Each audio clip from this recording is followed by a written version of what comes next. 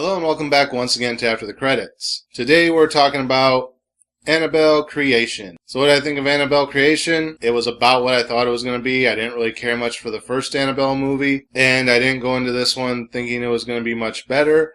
And surprisingly, I wasn't disappointed. It was exactly what I thought it was going to be. A worthless piece of crap film. It tried really hard for a lot of jump scares, but went nowhere because they were hugely telegraphed and not even really a tense situation when they did pop up. And just overall, the story was kind of redundant and not necessary. But obviously, they want to keep making a franchise out of this thing for some reason because apparently people love the Annabelle doll for whatever reason. And it's like, move on to something else. The whole thing with The Conjuring 2, and Annabelle is they were focusing around the husband-wife couple of psychic investigators and their library of haunted items, or whatever they call it, that Annabelle now resides in. And instead of focusing just on the Annabelle doll, how about we look at some of the other things in their library and tell the stories of those, or how they got them, or whatever.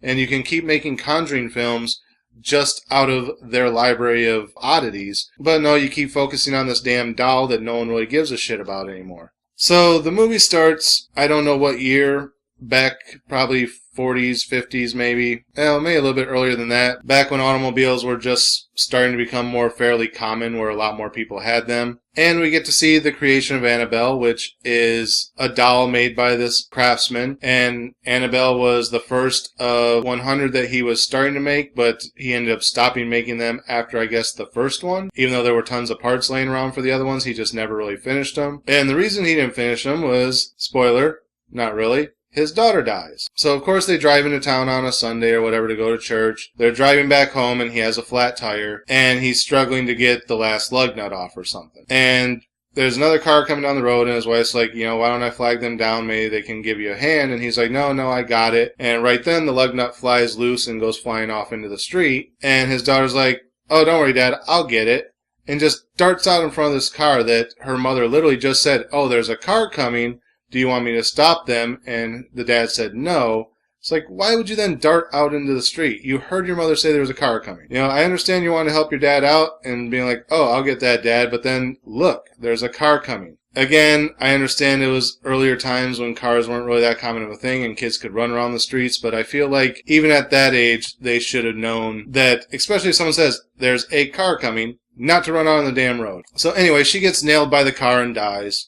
And that kind of puts a stop to him making these dolls. Well, then we cut to years later. I want to say it was about 12 years later. And we have this group of kids and a nun that are coming to live with the husband and wife in their extravagant house because they're orphans and their orphanage got shut down. So he does the good Christian thing and allows them to come stay at his house. And of course, weird things start to happen as soon as they show up. And it's like, okay, well, why are things just now happening just because these kids showed up? So of course, we learn the backstory of the Annabelle doll through the course of the movie about how it came to life and blah, blah, blah. So creepy things start happening to this one kid out of the group who had a bout of polio and, she walks with crutches now, but she's getting better. She can start to walk a little bit. She only really has one crutch and like one lame leg, but she can kind of move around and do things. And she's the one who first starts noticing the weird happenings in the house and is kind of drawn to them, trying to figure out what's going on. She tries to tell the one nun that's with them, and the nun's like, we shouldn't be snooping around the house and getting into things that we're told not to. If he kicks us out of here, we have no place to go. And doesn't really listen to the fact that she's telling her that weird things are going on and it could be evil. So then her best friend, who they're basically kind of adopted sisters to each other, even though they're not really sisters, starts to notice some of the weird stuff going on too. And you're like, okay, so it's going to come down to the point where the sister ends up being the one that causes the possession, I guess, and the one with the lame leg is the one who has to fight it off and prove that she's stronger than everyone thinks she is. I mean, it leads you to that for a long time, but then hard twist, it goes the exact opposite. Spoiler, by the way, in case you actually cared.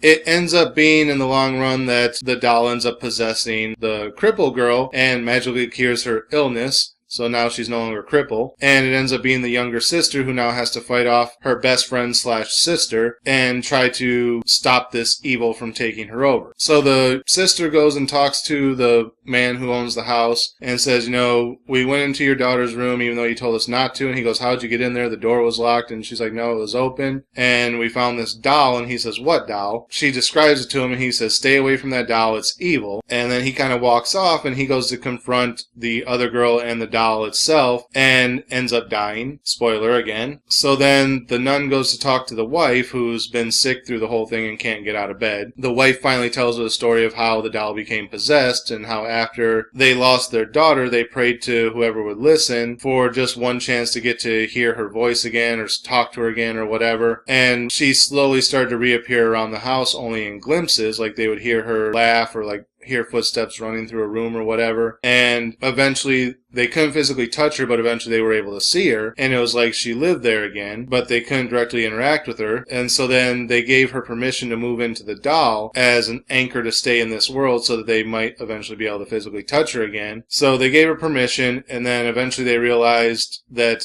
it wasn't their daughter, it was a demon. So they had a priest come in and they basically locked the thing into their daughter's closet and blessed the closet and everything, so as long as it was in there, it was supposed to be idle. And it stayed idle for 12 years until they brought the girls to the house, and that's what woke it back up. Which doesn't really make a lot of sense. Could have been its own movie in itself. You know, we could have saw them dealing with their daughter's death and it leading up to everything, and then had a second Annabelle movie be like when the girls came to the house. But this is creation, so obviously it's going to lead into more stuff. So once the wife tells the sister about, you know, the doll is actually evil, it's possessed by a demon, whatever, the nun tries to go out and fight it, and eventually they're able to sever the link, or so they think, between the doll and the girl, but the girl ends up disappearing and they can't find her. So they're like, well, you know, she's a kid with polio, how far away could she have gotten? And basically they kind of have the doll there, and they're like, well, whatever evil was in this is gone now, it was expelled, so, you know, do what you want with the doll. And nobody wants anything to do with the doll, so the priest just kind of throws it in the trunk of his car and is kind of forgotten about, which doesn't really make sense with the mid-credit scene, but I'll get to that in a minute. So then we cut to another orphanage a few years later, where the girl who had polio, the one who was possessed by the doll, is living in this orphanage, being a good, quiet girl like she's supposed to, you know, being idle for another however many years, until a family comes and adopts her. And when they ask her name, instead of saying her actual name, she says her name is Annabelle. So they adopt her, and then it cuts to another 12 years later, which goes into the opening scene of the first Annabelle film, where the couple hears a noise when they're in bed, and they get up, and the father goes to investigate while the mother calls 911.